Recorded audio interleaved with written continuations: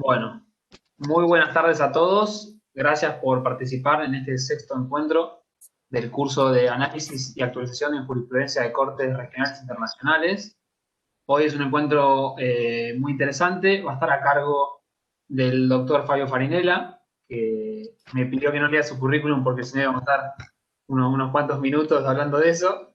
Así que, bueno, todos lo conocen, es el director del curso eh, y va a desarrollar un caso también muy importante de John Paul a Cayesu, relativo a algo que ya veníamos hablando también en el encuentro anterior, de crímenes de genocidio. Así que sin más, Fabio, te cedo el lugar para que inicies. Bárbaro, muchas gracias, Julián. Gracias por calificar la charla como interesante antes que empiece. Pero bueno, están viendo, preparé una presentación en mis datos de ocio. ¿Se ve bien o todavía no? A ver. Sí, sí se ve. La idea mientras se va presentando es que sea una charla absolutamente interactiva, con lo cual no vamos a esperar hasta el final para que presenten las preguntas o las dudas que tengan, incluso comentarios o opiniones. Directamente levanten la manito o interrúmpanme, vamos charlando. El caso Akayesu, que es el que vamos a ver hoy, que es el nombre del intendente, el mayor, la persona que tenía a cargo un pequeño poblado en un país también pequeño, Ruanda, es sinónimo, ya que es sinónimo en la historia de genocidio. Hoy nos vamos a referir, a partir del caso en donde se juzga y finalmente se condena a Jean Paul Akayesu, nos vamos a referir al delito de genocidio. En la primera parte es una exposición breve, de unos 30-40 minutos, pero en la primera parte vamos a referir eh, desde el punto de vista tradicional, es decir, los crímenes internacionales en general se analizan desde el punto de vista del victimario. La tipificación del crimen, la evolución histórica, procesalmente cómo se encuadra y desde el punto de vista de la fiscalía, cuál es la caracterización que se hace del crimen en función de la cual se va a necesitar una determinada prueba para lograr la condena. En la segunda parte del análisis que vamos a hacer, vamos a ver el genocidio desde el punto de vista de las víctimas, que es de repente un enfoque no tradicional, porque los delitos en general se ven desde el punto de vista del victimario, que es lo que le interesa al derecho penal y al derecho penal interno y al derecho internacional penal, cómo lograr la condena del victimario. Pero la gran tendencia del siglo XXI es enfocar los crímenes y sobre todo los crímenes masivos, los crímenes de violencia estatal, desde el punto de vista de las víctimas. Comenzamos. Datos porque uno tiene que contextualizar. Jean Paul Akayesu era el alcalde de esta pequeña población, Taba. El contexto es el del genocidio que ocurre en Ruanda, en donde en un poquito más de 3 meses se asesinan a más del 50% de la población tutsi. Algunos cifraban entre 800.000 y 1.200.000 personas. Los crímenes por los cuales se lo acusan, no vamos a ir leyendo, pero vamos a ir haciendo alguna aclaración, ocurren entre abril y junio de 1994, que la mayoría de las víctimas por las cuales se acusa y finalmente se condena a Akayesu son civiles, no era gente que estuviera participando de una u otra forma en el conflicto y mucho menos en el genocidio. Básicamente se trataban de mujeres, y sobre todo niñas, ni siquiera mujeres adultas. ¿Por qué? Porque las mujeres Tutsi de ese poblado de Taba habían buscado refugio como una suerte de lugar seguro, como en Yugoslavia buscaban refugio en las iglesias. En este poblado ruandés buscaron refugio en el municipio, en el edificio municipal. Y allí lo que encontraron en lugar de protección fue precisamente los crímenes que caracterizan tanto a los crímenes de lesa humanidad como al genocidio. Violaciones múltiples, asesinatos y lesiones. Lesiones físicas y psíquicas. Akayesu, en su carácter de alcalde, no ejecutó por mano propia ninguno de estas formas de comisión de delitos internacionales. Él no lastimó, él no cercenó ni mutiló a nadie, mucho menos violó, tampoco mató. Pero Akayesu sabía lo que estaba ocurriendo en el lugar donde él trabajaba, era la sede municipal, presenció actos de los que estamos comentando y eventualmente también facilitó tanto las instalaciones como otros elementos de los cuales disponía para que se llevaran adelante estas conductas. La sala de primera instancia del Tribunal de Ruanda, con sede en Arusha, en Tanzania, aplicó una de las tres teorías a las cuales después vamos a hacer mención, que se han utilizado desde 1945 en adelante para castigar los delitos internacionales. La primera de ellas, y es la que aplica la sala de primer juzgamiento, es la teoría de la responsabilidad de comando. La doctrina es una doctrina militar que imputa al líder militar la responsabilidad por todos los hechos de los subordinados. Es el correlato, de alguna manera, de la obediencia del líder. El ejecutor, el subordinado, no responde y responde el superior, porque es quien dio la orden. Trasladada esta doctrina de responsabilidad de comando a los crímenes internacionales, como se utilizó en el símil de Nuremberg, pero para Japón, es decir, en los tribunales de Tokio, pasó a llamarse y pasó a caracterizarse como doctrina de mando o doctrina por mando. Ya vamos a ver un poquito más adelante, a dar una otra explicación, pero en realidad lo que dijo la sala es que Akayesu tenía razones para saber los hechos que estaban ocurriendo, tenía conocimiento de lo que estaba sucediendo y no evitó, no previno, ni tampoco sancionó con posterioridad a los responsables de estas conductas. También la sala afirmó que Akayesu había ordenado, instigado y conspirado este tipo de conductas. Bueno, de 1998 es la sentencia, pero sentencia por genocidio, crímenes contra la humanidad y crímenes de guerra. Históricamente queda como un hito, porque es la primera sentencia de responsabilidad penal internacional en contra de un individuo, una persona física. Y en 2001, Akayesu, la defensa de Akayesu apela en una cantidad importante de puntos, 15 puntos de apelación, todos los puntos son rechazados, con lo cual queda firme en el 2001. Los cargos que enfrentó Akayesu fueron genocidio, complicidad en el genocidio e incitación para cometer genocidio. Vamos a recordar cómo contemplaba una pequeña diferencia, pero en realidad no hubo diferencia desde la generación del delito de genocidio en la Convención para la Prevención y Sanción de 1948 hasta la recepción en el Estatuto de Roma del año 1998. La definición prácticamente fue la misma. Los que sí han variado, porque han incorporado más figuras, han sido los crímenes contra la humanidad. Pero recordemos lo que en el Estatuto para el Tribunal Penal Internacional de Ruanda significaba el genocidio.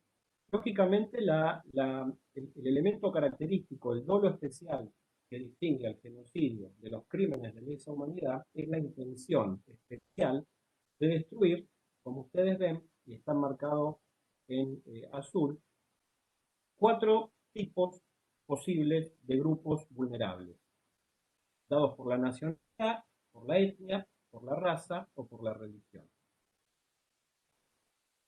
Lo que es importante, y para lo cual han servido los tribunales ad hoc de la década de 1990 y los tribunales siguientes, incluidos los que avanzan hacia el siglo XXI, y también, de alguna manera, la jurisprudencia de la Corte Penal Internacional, es la caracterización, la explicación, lo que, haciendo un símil, dice la KDH, que las normas internacionales deben ser interpretadas en las condiciones de urgencia. Con lo cual, matar se entiende fácilmente, pero el resto de los incisos, de las formas de comisión del genocidio, de la B a la E, han merecido explicación jurisprudencial por cada uno de los tribunales que han tenido que juzgar estas conductas. Por lo tanto, lo importante en la sentencia de Yesu, que fue la primera, y en otras de otros tribunales ad hoc y luego de la Corte Penal Internacional, es conocer qué entienden los jueces por causar daño físico o mental grave, por someter al grupo victimizado a condiciones de vida que acarreen la destrucción del mismo, por diversas formas de impedir nacimientos dentro del grupo y por el traslado forzoso de los niños. Entonces, vamos a referir algunas de las partes de la decisión de la sala en donde explican las formas y otras formas de comisión de genocidio en las cuales participó Akayesi. Una cuestión no menor es que, si bien hoy puede afirmarse, y también en la década del 90, pero sobre todo hoy, sobre todo en el siglo XXI, puede afirmarse que los delitos internacionales son normas imperativas de derecho internacional, es decir, que generan obligaciones tanto individuales como estatales, sin necesidad de una norma convencional al respecto. Estas palabras son obligatorios por vía de la costumbre internacional a los efectos de la persecución penal, a los efectos de iniciar un proceso en contra de un individuo. En general, sobre todo o siempre, los tribunales domésticos han pedido un vínculo convencional. El caso Pinochet, de alguna manera, es el más recordado, ya que, aún siendo acusado de tortura, Gran Bretaña va a permitir la extradición de Pinochet en función del momento en el cual el Reino Unido había asumido obligaciones internacionales en referencia a la Convención contra la Tortura, y no antes, aun cuando la tortura era ya un crimen internacional, de acuerdo a la costumbre, antes de 1984. Dicho esto, tenemos que Ruanda accede es decir, una de las formas de compromiso con los instrumentos internacionales, a la Convención para la Prevención y Sanción del Delito de Genocidio en 1975, con lo cual estaba plenamente obligada, y sus funcionarios y agentes también, en el caso de Akayesi era un funcionario público, y no había forma de impedir la aplicación de una norma internacional dentro del derecho ruandés, aun cuando, y es importante decirlo, no existía una norma interna, no había sido receptada a través de legislación interna el delito de genocidio. Luego también la sala hace mención a la necesidad de la prueba del dolo especial en el delito de genocidio. Y comienza a caracterizar la primera de las formas de comisión, que no significa la matanza, la forma de comisión de genocidio consistente en el daño, tanto físico como mental. La sala determina, opina, que un daño, para que califique como una de las formas de comisión de genocidio, no necesariamente debe ser permanente. y recuerda a lo que había ya afirmado la primera instancia en el juicio Eichmann en 1961, que es lo que acá está comentado. Los daños físicos o mentales graves contra los miembros de un grupo, en el caso de Eichmann contra el pueblo judío, se podían causar esclavizando a ese pueblo, sometiéndolo al hambre, deportándolo, persiguiéndolo, deteniéndolos en guetos, en campamentos para refugiados, en campos de concentración, en condiciones diseñadas para causar sufrimiento y tortura. Esto es muy relevante porque nos está diciendo que cualquiera de estas conductas, decididas y ejecutadas desde el Estado contra parte de su población, califican como una de las formas de comisión de genocidio, dando la posibilidad de juzgar a quienes han participado en este tipo de conductas. Y acá habría que hacer un paréntesis y recordar que en varios países los migrantes indocumentados son tratados a través de una de estas conductas: la detención, la separación de las familias, el trato en donde se violan derechos específicamente de los niños, los derechos y derechos de la familia.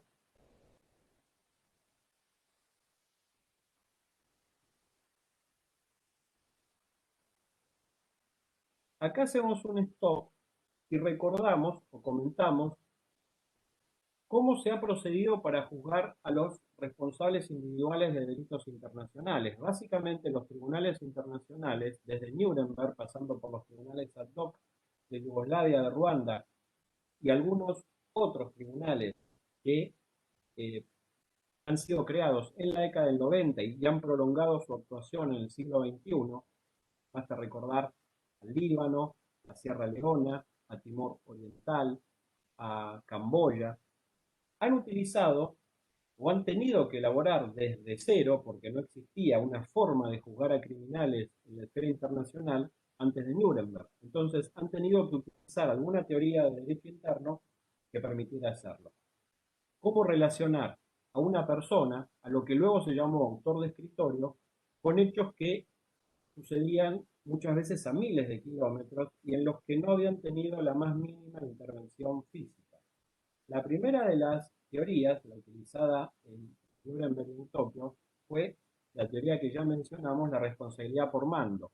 El cambio de responsabilidad de comando a responsabilidad de mando por mando tiene una razón. La idea del comando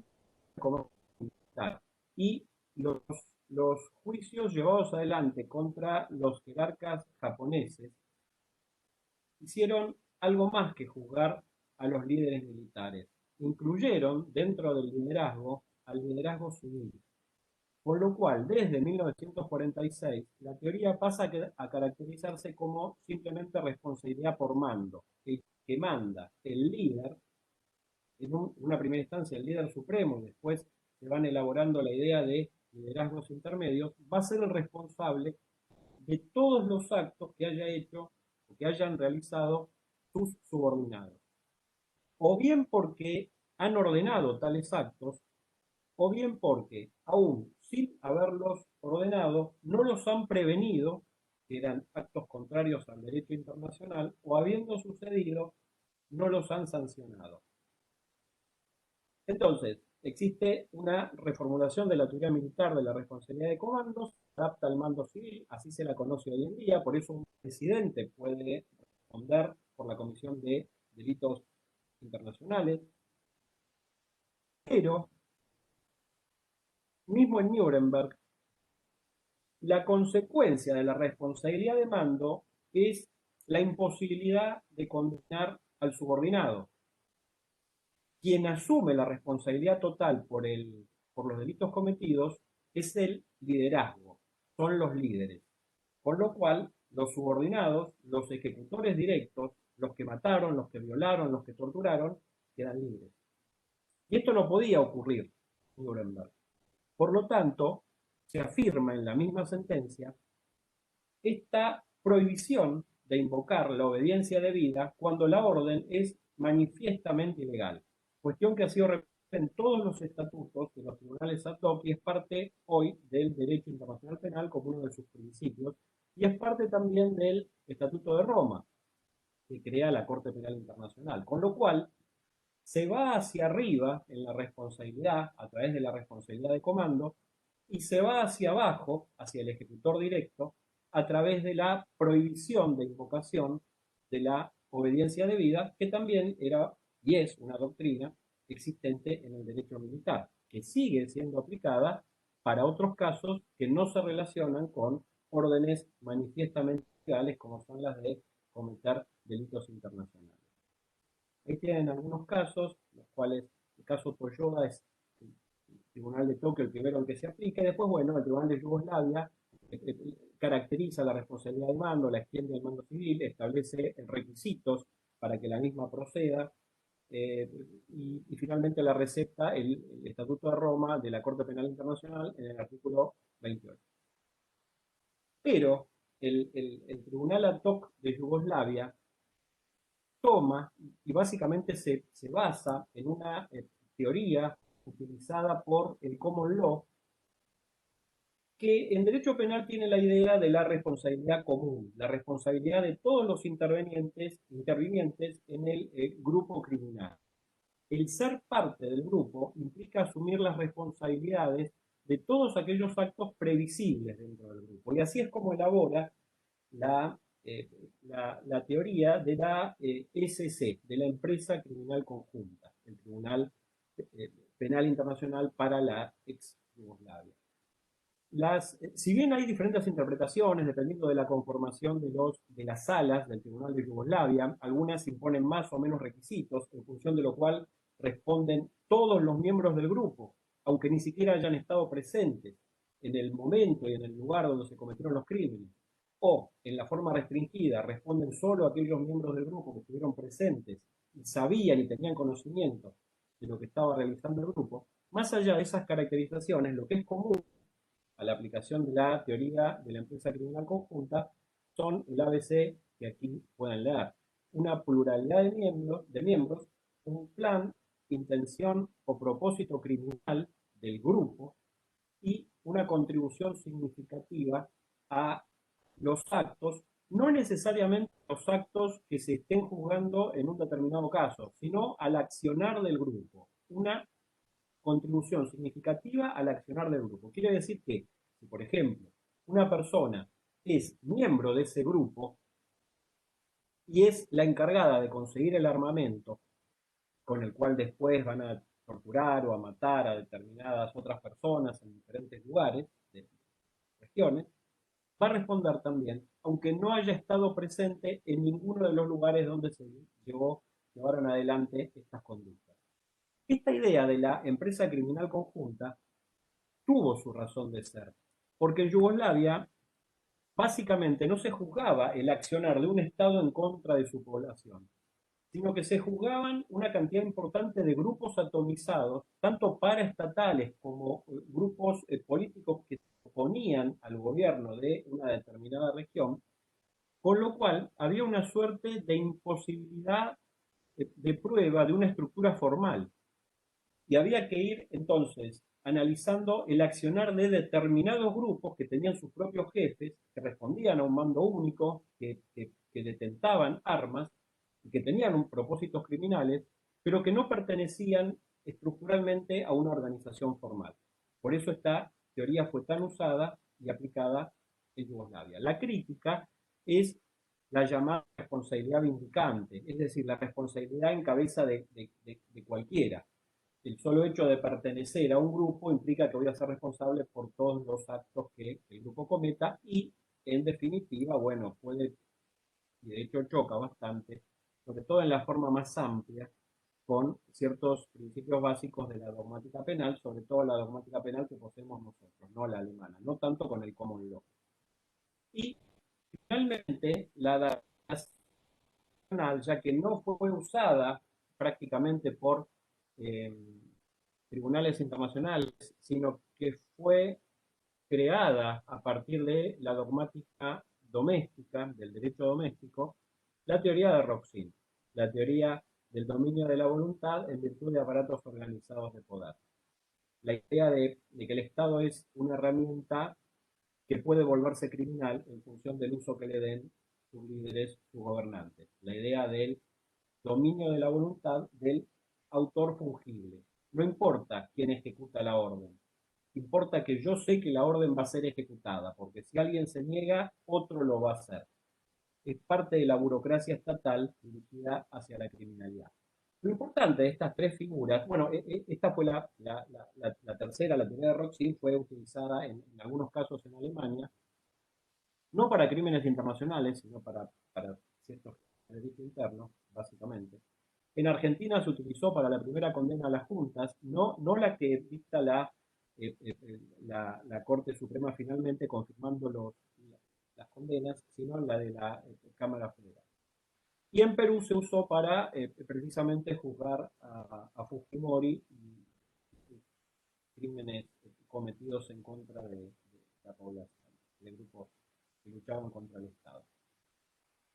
La elección que haga una determinada fiscalía implica cuál va a ser la figura elegida y la teoría elegida, y de eso va a depender la prueba. Entonces, dependiendo de cuál de las tres se elijan, va a ser la carga probatoria que va a tener que probar. Ahora querría compartir 2 minutos para que tengan fue el resultado del enfrentamiento bélico entre dos comunidades, la Hutu y la Tutsi. Calcula que entre abril y junio de 1994 fallecieron entre 800.000 y 1 millón de personas. La mayoría eran tutsis, pero también había un grupo importante que estaban en contra de esas matanzas y que lo pagaron caro.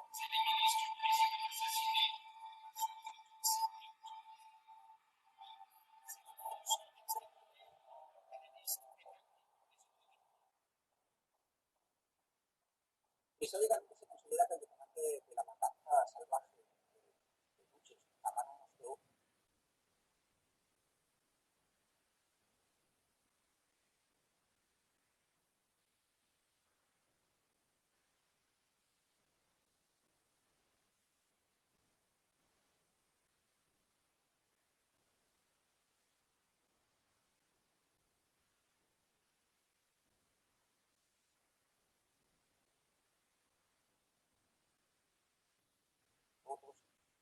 produjo en abril de 1994 cuando dos misiles derribaron el avión presidencial donde viajaba el presidente Ruandes, que era de la etnia Hutu. Eso, bien utilizado por campañas de propaganda, sirvió para adaptar a las calles internas de Hutu para una perseguir la situación de la vida Tutsi, pasándose a Tutsi. Tras el atentado mortal contra el presidente Hutu, la emisora, la radio libre de las colinas, empezó a avanzar continuamente llamando a la población de exterminar a la población.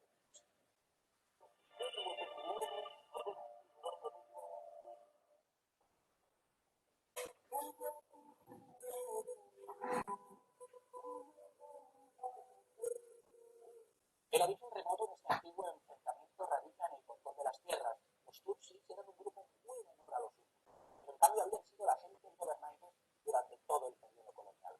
Eran principalmente de origen. En 1994 en Ruanda había 7 millones de personas.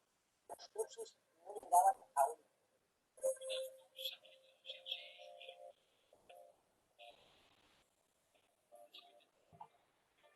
Actualmente un gobierno encabezado por un tutsi, Paul Kagame, gobierna Ruanda. Kagame insiste que solo es para restar importancia de origen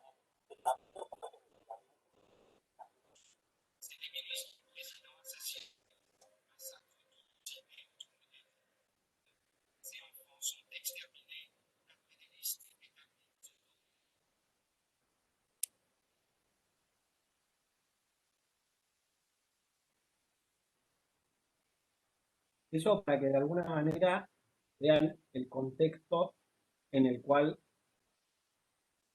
se genera el genocidio. La idea de 3 grupos étnicos presentes en Ruanda, uno que históricamente domina a otro por haber acordado o haber sido impuesto por los colonizadores belgas, y otro, el sometido, los Hutus, la mayoría, se habla de alrededor del 80% de la población Hutu, que en un determinado momento se imponen y estos odios ancestrales terminan en el genocidio. Continuamos con la caracterización de las formas de comisión de genocidio. ¿Qué puede entenderse por someter a un determinado pueblo, al pueblo que se victimiza, a condiciones de vida que acarreen su desaparición, su extinción? Entonces, fíjense, la sala no enumera de manera taxativa, sino que solo da ejemplos, diciendo que esta forma de comisión del genocidio debe interpretarse como cualquier método por el cual el victimario busque la destrucción física de los miembros del grupo victimizado. En el mediano o en el largo plazo, no importa. El ejemplo tal vez más notorio y básico era la dieta de hambre a la que se sometía al pueblo judío y al resto.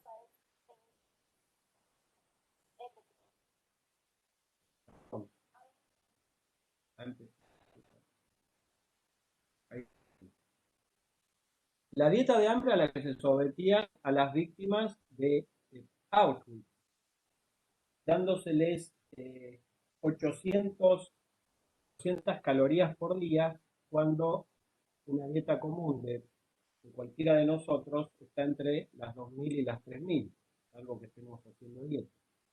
Pero la idea básica de la mala alimentación era que finalmente la persona muriera.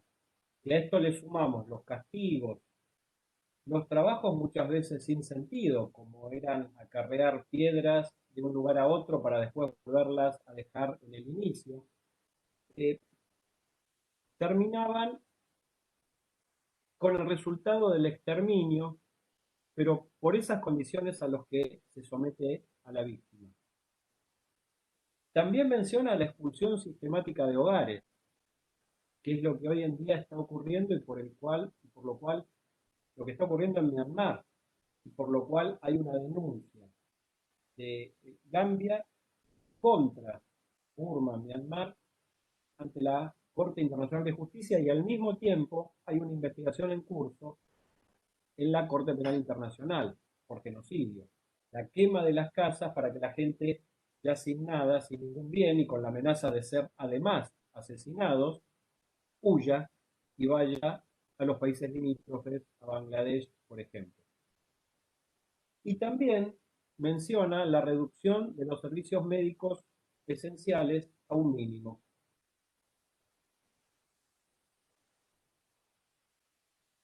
Otra de las formas de comisión del genocidio son las medidas pensadas para evitar nacimientos. Acá tenemos el gran antecedente histórico de las leyes de esterilización nazis de la década del 30.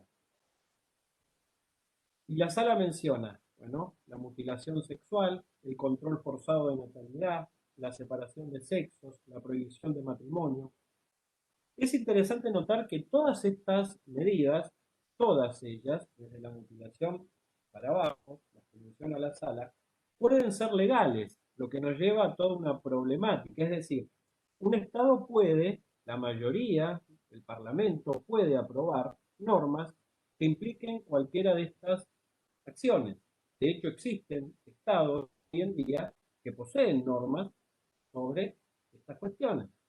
Ahora, el punto es en qué medida la legalidad que le da el derecho positivo interno las convierte o no en normas ilegales a la luz del derecho internacional, sobre todo considerando que la consecuencia es precisamente constituirse, que ese derecho interno, aparentemente legal, se constituya en una de las formas de comisión de genocidio.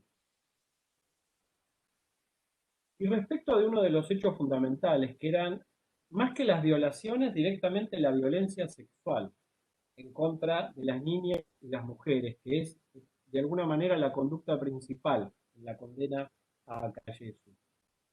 La idea de la violación de las mujeres, tanto de las niñas como de las mujeres adultas, se vinculaba con ciertas características culturales de la sociedad y de las divisiones tribales ruandesas. Es que en las sociedades patriarcales la pertenencia de los hijos va en función de la consideración de la etnia del padre. Y la violación implica que la mujer va a ser rechazada por su propio grupo, por su propia etnia, y por supuesto que el violador no tiene idea de quién es su hijo ni tampoco le interesa. Con lo cual los niños quedan desamparados y obviamente es muy probable que mueran inmediatamente de nacer. Luego la sala refiere los elementos de los crímenes de lesa humanidad. Esta primera referencia en esta sentencia del Tribunal de Ruanda es muy importante porque luego va a ser aclarada y tomada por los elementos de los crímenes varios años después en el Estatuto de Roma de la Corte Penal Internacional.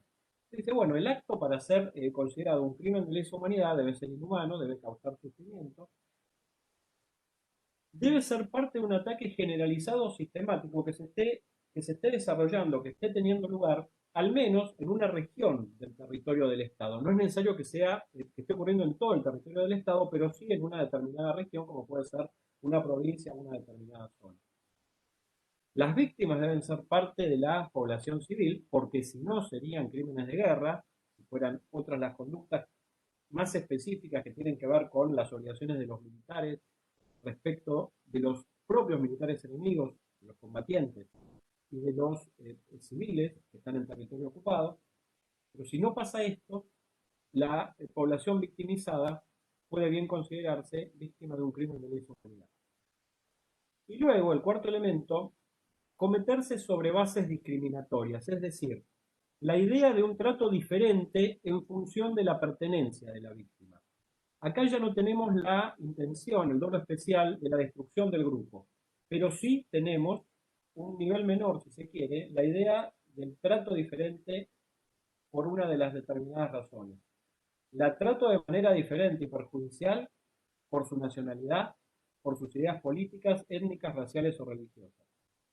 Un segundo punto importante acá para resaltar en comparación con el genocidio es que en el propio estatuto y también en el estatuto de Yugoslavia, estos dos tribunales ad hoc de la década del 90 incluyen dentro de los grupos victimizados a aquellos que lo son por sus ideas políticas, cuestión que no está incluida en ninguna de las definiciones de los documentos internacionales del genocidio. Y específicamente cuando habla de violación, lo que luego va a ser considerado, pues, los llamados delitos sexuales, o la idea de los delitos sexuales como arma de guerra, es toda una elaboración que parte en Yugoslavia, sigue en Ruanda y luego se afianza en el siglo XXI. Pero en este momento hablábamos, con la sentencia de Cayesu se habla de violación. Luego se va a comenzar a hablar de otros delitos sexuales que no implican el sexo forzado, el sexo no consentido, sino otras variantes en donde se toma el sexo como un arma de guerra y la agresión sexual como un arma de guerra en contra de las mujeres del grupo victimizado. Y la compara con la tortura, bueno, establece que el propósito de la violación es la amenaza, la degradación, la humillación, la discriminación, el castigo, el control o la destrucción de la persona.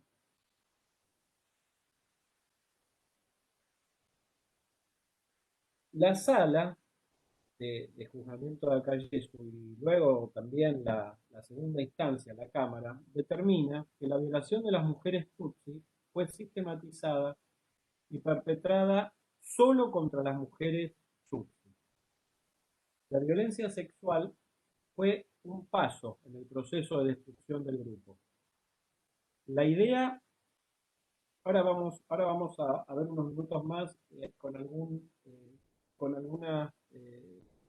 algún comentario de víctimas, pero la idea no era simplemente llevarlas a un lugar y matarlas, era todo un proceso que las separaba de su familia, que las llevaba a determinados lugares que quedaban cerca de fosas comunes para no tener que trasladar los cadáveres, y no se las mataba inmediatamente. Se las sometía a humillaciones, algunas eran mutiladas, otras algunas agredidas sexualmente, otras violadas, es decir, determinadas condiciones durante un periodo de tiempo para finalmente concluir con la muerte. Todo este proceso implica algo más que la mera matanza de los miembros del grupo. Perdón, ¿puedo comentar algo? Sí, claro, claro.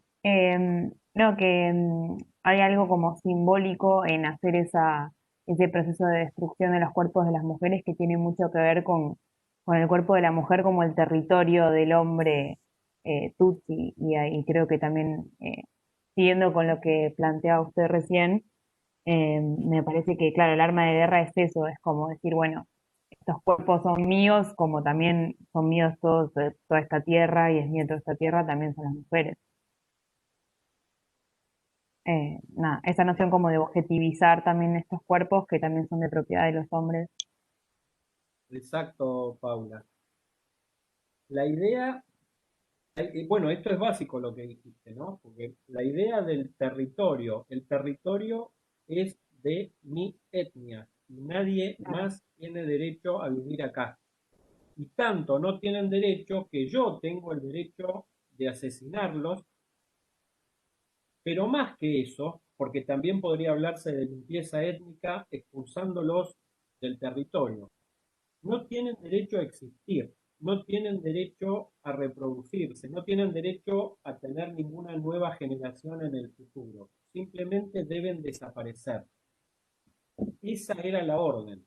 Pero ojo, esta orden, dada en el contexto de una sociedad tribal africana, es la que se va a repetir en otras sociedades de muy distintas características, como en Camboya, por ejemplo, y en otros ámbitos también, ¿no? Con culturas absolutamente diferentes. Pero la idea de que el territorio es mío y nadie más puede existir acá, diferente a mí o que opine algo distinto. Y ahí empezamos con las ideas políticas, más allá de las características físicas.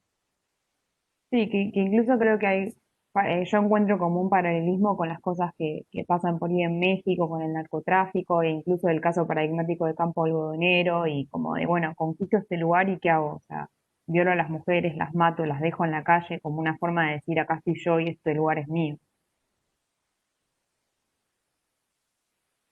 Gracias, Paula.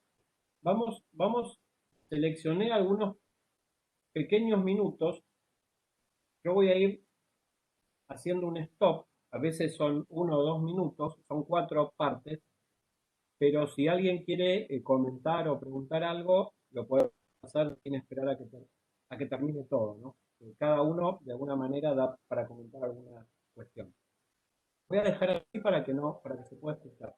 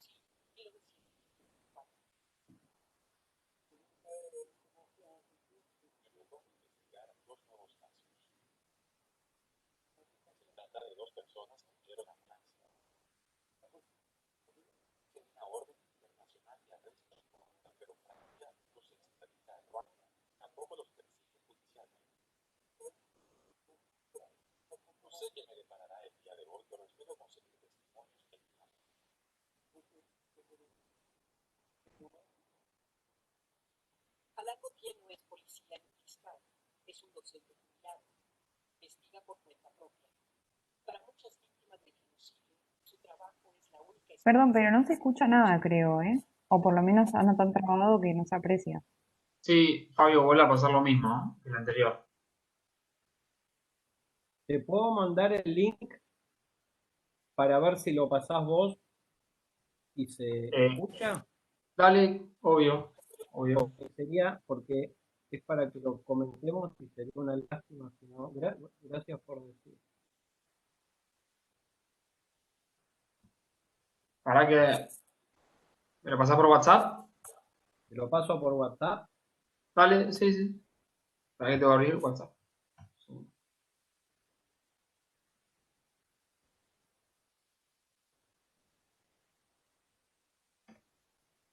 O te lo paso por acá.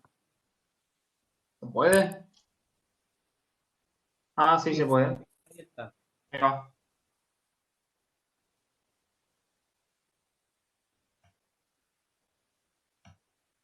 Ahí me está entrando.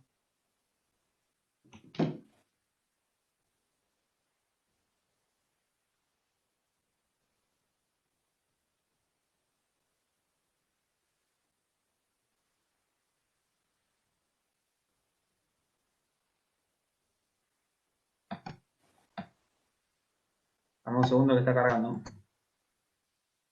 Bien, para que estoy buscando acá. Es esta, me parece. Sí, esta. Que seguramente se vea. Ahí empieza.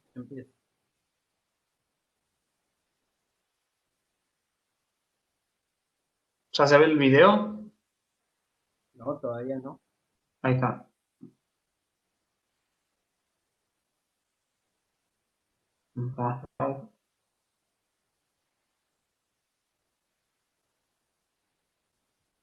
Bien.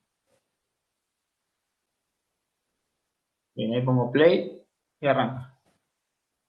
Y en la pista de los criminales. Persiguen a quienes participaron en uno de los peores episodios del siglo XX, el genocidio de 1994 en Ruanda. En muchos casos, el rastro conduce a su país, Francia. La búsqueda se extiende a 2 continentes. Tenemos que llevar a juicio a los sospechosos de haber participado en los crímenes, sobre todo a los que hoy viven en Francia. Et en ce qui me concerne, celles qui vivent en France. C'est un combat pour la justice. Luchamos por la justicia, porque las víctimas se lo merecen. Et on a le devoir. No podemos permitir que caigan en el olvido.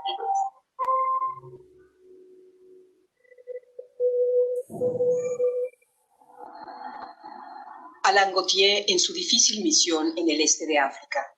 En Ruanda, este francés busca testigos y pruebas de crímenes que ocurrieron hace 25 años. El genocidio del pueblo Tutsi en 1994. Je voudrais commencer à enquêter sur Me propongo investigar 2 nuevos casos. sont deux Se personnes trata de 2 personas que huyeron a Francia. à refuser d'extrader. Existe una orden internacional de arresto en su contra, pero Francia no los extradita a Ruanda y tampoco los persigue judicialmente. Française. Donc voilà, je ne sais pas trop No comment sé qué me deparará el día de hoy, pero espero conseguir testimonios de algunas víctimas. recueillir des éléments, des témoins, des victimes. Alain Gauthier no es policía ni fiscal. Es un docente jubilado. Da prosa y investiga por sigue en la pista de los criminales. Para muchas víctimas del genocidio, su persiguen a quienes participaron en uno de los peores episodios del siglo XX, el genocidio de 1994 en Ruanda. En muchos casos, el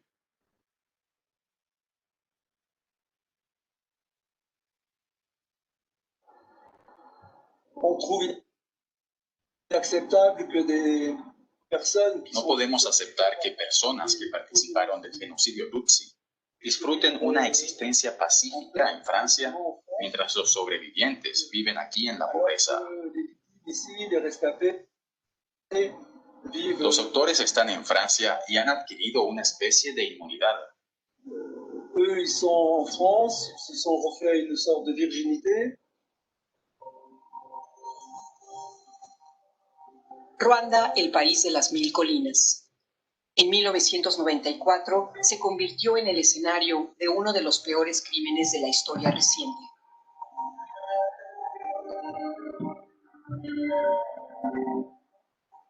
Extremistas hutus asesinaron a cerca de 1 millón de tutsis en apenas 100 días ante la pasividad de la comunidad internacional.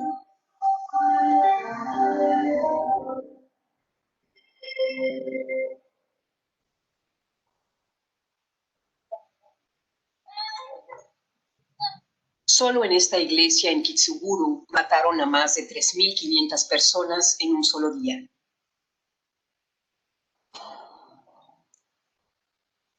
Alan comienza aquí con sus pesquisas. Regina es una de las pocas sobrevivientes de la masacre.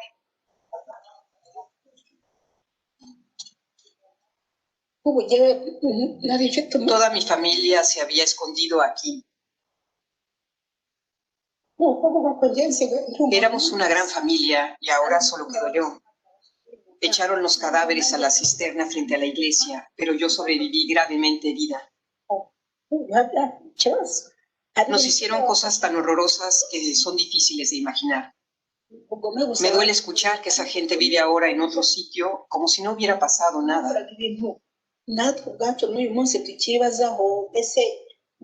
Nosotros vivimos con este dolor y no podemos hacer nada.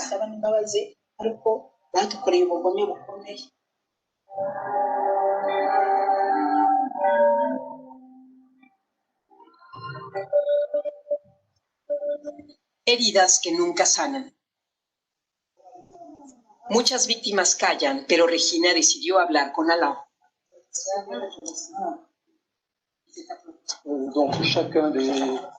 Los sobrevivientes que encontré rellenan los formularios para que los podamos entregar a los jueces instructores. Es necesario para demostrar que son parientes de víctimas del caso que nos ocupa. Una labor ingente. Alain tiene que reunir piezas del rompecabezas. Hoy no ha conseguido nada decisivo, pero sí lo hace para otras pesquisas. Alain vuelve a la capital, Kigali, para una cita con el fiscal general.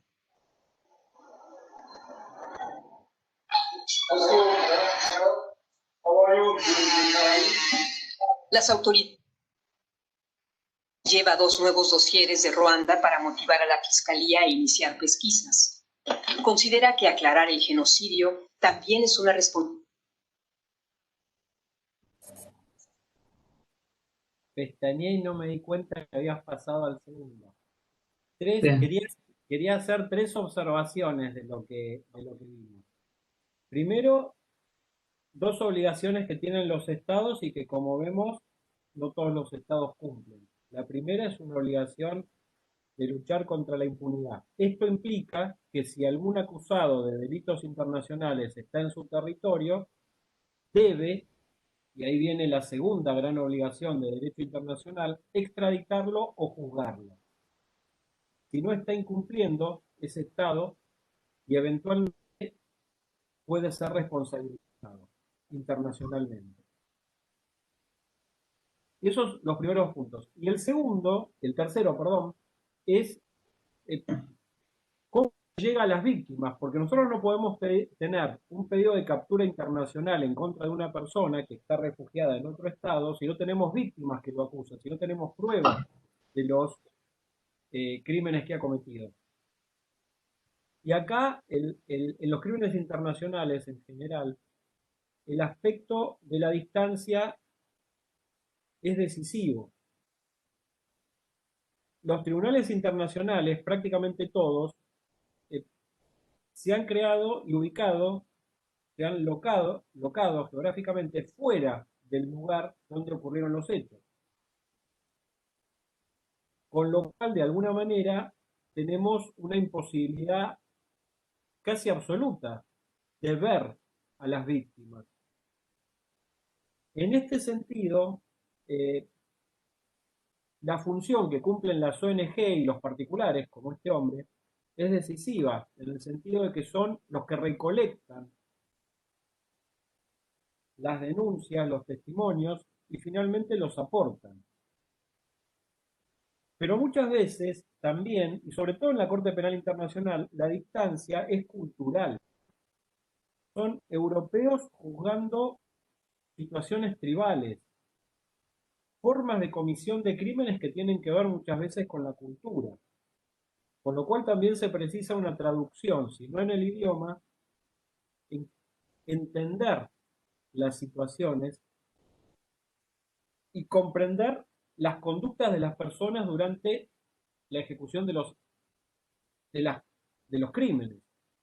Entonces, ese lazo que es necesario entre quienes juzgan, quienes brindan justicia y las víctimas, y de alguna manera lo llevan adelante las ONG. La distancia puede ser geográfica, como la Cámara de Apelaciones del Tribunal de Ruanda, que estaba en La Haya, y se juzgaban crímenes cometidos a miles de kilómetros. A lo mejor 1, 2, 10 víctimas podían concurrir, pero la gran mayoría no podía viajar.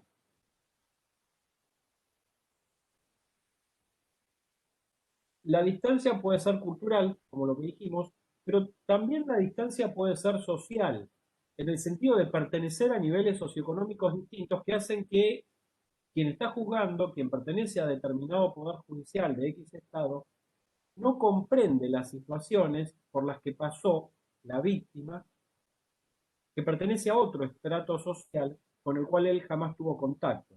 Y esto es lo que de alguna manera acontece, por ejemplo, en la Justicia Especial para la Paz en Colombia, donde habiendo 5 estratos sociales diferentes, sin contar a las comunidades originarias, bueno, muchas veces la gente que pertenece a ese primer estrato social, que es prácticamente un estrato europeo, y forma parte del Poder Judicial, tiene que juzgar conductas tribales.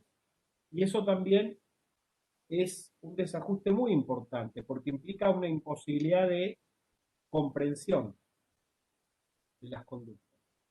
Eso, Julián.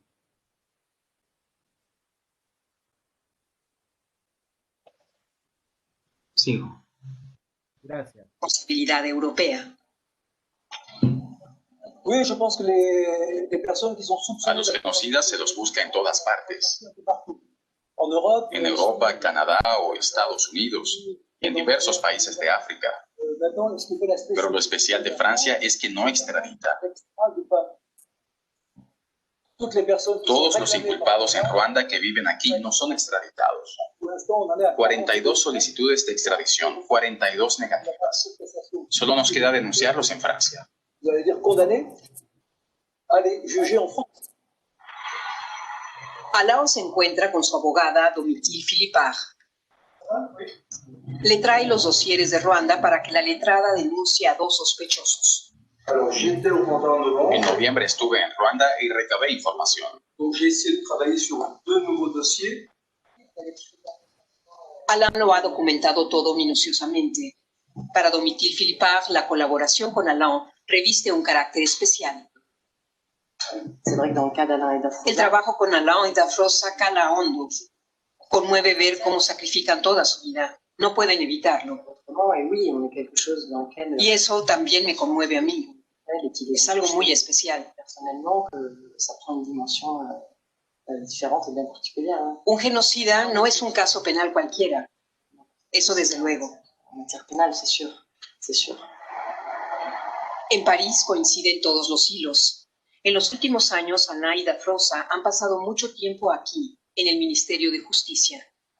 Con su organización CPCR han presentado 30 denuncias. Pero en todos estos años solo hubo 3 condenas.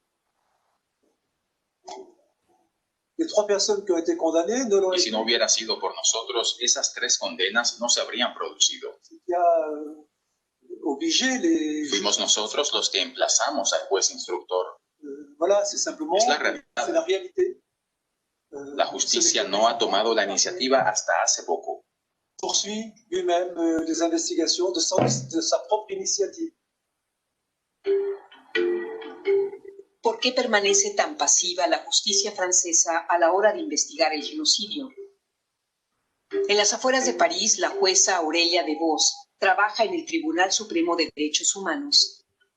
Una de las 3 condenas contra genocidas ruandeses la dictó ella misma. ¿Por qué han de ser particulares como los Gautier quienes hagan lo que en verdad corresponde a la jurisprudencia? Geográfica y temporalmente estamos muy distantes de los lugares de los crímenes. Por eso es tan importante el trabajo de las ONGs como la de Alain. El CPCR prepara los dosieres y los presenta a los jueces. Así pudimos preparar la acusación.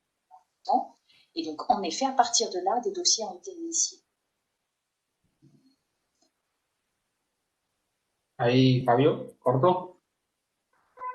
Sí, pasá directamente al... Te silenciaste. Salteate, por favor, que viene y... Perdón, Fabio, te estás silenciando, por eso no entiendo lo que decís. Noto que Ah. te pases, por favor, al 23:30. Y ahí ya terminamos. Muy bien.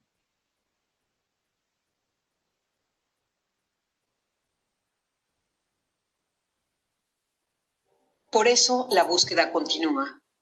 Al día siguiente, la agenda contiene una cita poco común. Dafrosa y Alain interrogan a un genocida condenado que lleva 23 años en prisión. A veces los criminales pueden facilitar información muy valiosa. Incluso se nos permite asistir con la cámara, filmar al preso y nombrarlo según su propio deseo. Pese a sus 3 condenas a cadena perpetua, Jean Berchman y Manani Vishaka afirma que jamás mató a nadie. Si fuera posible, pediría que nos aceptaran como hermanos, que fueron obligados a matar por la cúpula política.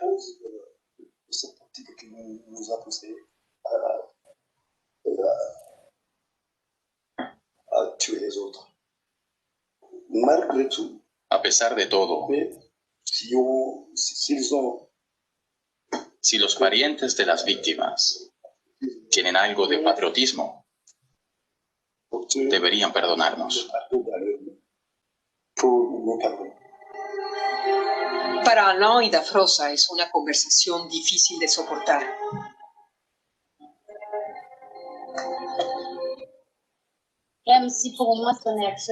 Aunque me cueste y me costará siempre, debo permanecer tranquila. Sé por qué hago esto. Venir aquí es el precio que debemos pagar para obtener información. No me gusta venir aquí, pero es necesario para que nuestras pesquisas avancen. Y para que las víctimas no caigan en el olvido. Por la tarde, la pareja visita el memorial del genocidio en Kigali. Dafrosa desea colgar una foto de su madre, una víctima entre casi 1 millón en 1994.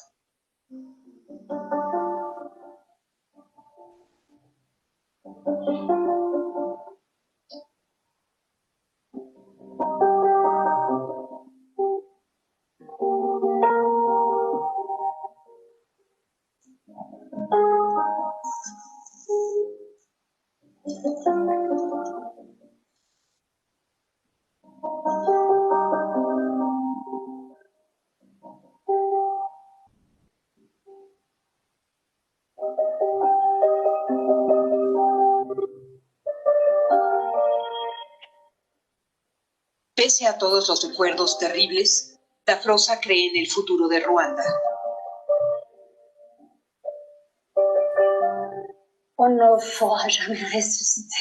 No podemos resucitar a los muertos. Pero desde 1994, Ruanda se ha renovado desde la raíz. Creo que eso lo aprecia todo el mundo. Más que del sueño ruandés, se podría hablar del milagro ruandés a la vista de lo que se ha avanzado en los pasados 25 años. Para mí es casi un milagro.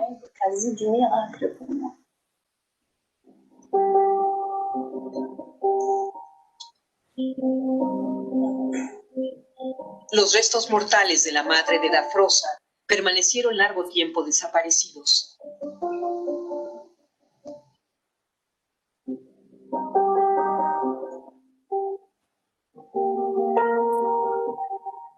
Ahora yacen en el mausoleo junto con otras 250.000 víctimas.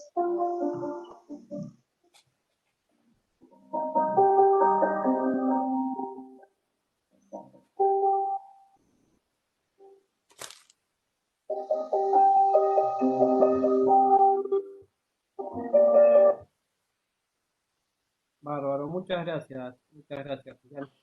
No por nada. A ver, básicamente, lo que hoy vimos fue una sentencia de un tribunal internacional en un caso de genocidio. Esta es una de las formas que puede adoptar la justicia, en este caso la justicia internacional. La otra forma sería la justicia doméstica, la justicia interna, en lo que se llama los procesos de paz y reconciliación o la llamada justicia transicional, que cada Estado diseña según lo que la sociedad cree mejor y según las circunstancias políticas también.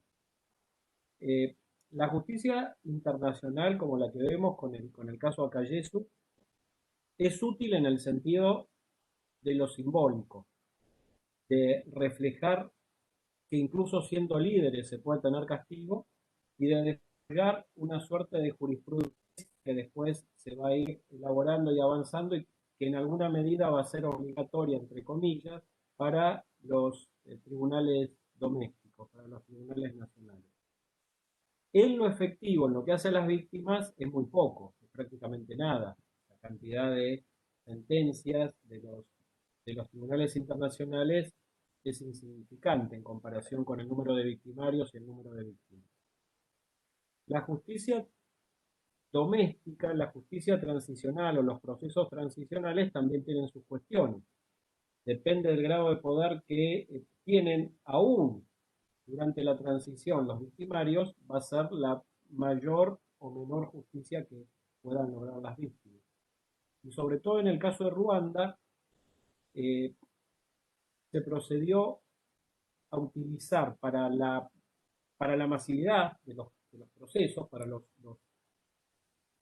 la enorme cantidad de víctimas individuales, un sistema cultural de resolución de conflictos privados, que se llama gachacha, en el lenguaje, que fue bastante estudiado porque fue como algo novedoso para la justicia, pensando que en realidad la sociedad ruandesa era diferente a la del resto de las sociedades victimizadas, y este sistema consiste en la reunión de las familias, de los que quedaron, en el caso de que haya habido muertos, de las víctimas y victimarios, alrededor de un árbol o en un determinado paraje cercano a la población, y se privilegia la verdad y la memoria. Se cuenta, los victimarios cuentan lo que hicieron y las víctimas, al conocer la verdad, los perdonan.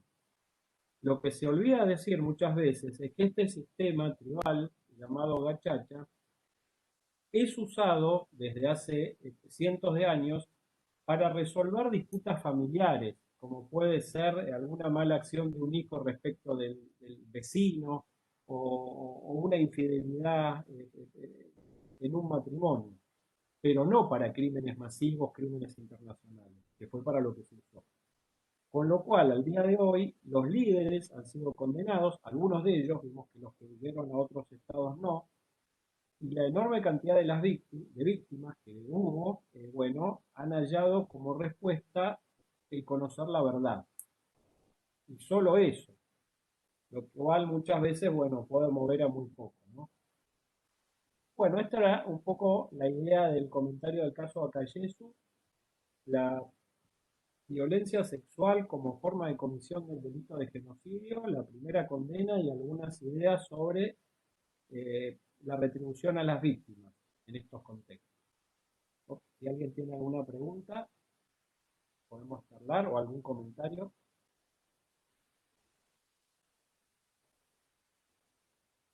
Interesante. Buenas tardes, profesor. Mi consulta es ¿cómo se retribuye a las víctimas en este caso? Bueno, en la esfera internacional, las víctimas y su derecho a la reparación es el derecho a la reparación integral.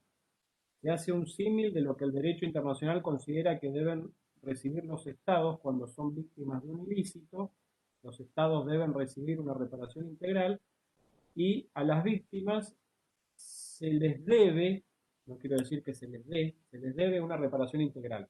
Lo que significa que en la gran mayoría de los aspectos, lo económico es solamente una de las formas. La idea de recibir un monto de dinero por haber sido víctima, que puede ser único o puede ser en determinadas secuencias o por toda la vida por parte del Estado, es solo un pequeño aspecto, porque después entran a jugar, bueno, las cuestiones que son fundamentales más allá del dinero, ¿no? La justicia, la verdad, las garantías de no repetición, la memoria. Ustedes ahí en la última parte vieron un funeral y una suerte de mausoleo en donde las víctimas llevan fotos de sus seres queridos. Eso significa decirle a las generaciones futuras lo que pasó y que no es bueno el odio racial. Entonces, la idea de las garantías de no repetición van unidas a la memoria. En definitiva, hoy en día, a nivel internacional, de lo que se trata, cuando la comunidad internacional quiere hacerse cargo de las víctimas. En muchos casos no se quiere hacer cargo y no les pasa nada. Las víctimas siguen siendo víctimas y quedan sin justicia. Pero cuando quieren, la comunidad internacional, hacerse cargo a través de una decisión del Consejo de Seguridad o de países importantes, entre comillas, o como fuera, la idea es que las víctimas puedan tener un proyecto de vida. Lo mismo que se dice de los niños en la Convención de Derechos del Niño, que puedan tener o pensar en un futuro. Y un monto dinerario a una persona que perdió a lo mejor a toda su familia, darle una X cantidad de pesos cuando sigue viviendo en el mismo lugar, cuando su vecino sigue siendo el victimario que mató a toda su familia, cuando es letrada, cuando no tiene medios de subsistencia, darle un monto dinerario por haber sido víctima es prácticamente nada.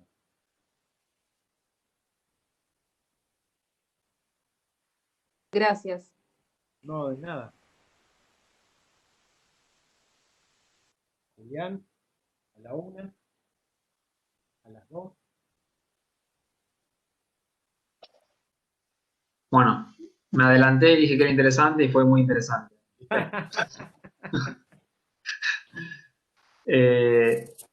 ¿Alguien tiene alguna duda al respecto como para desarrollar? ¿O algún comentario como pidió Fabio? Para aprovecharlo a él también. Sofía, que estás metida en eso, sé que tenés algo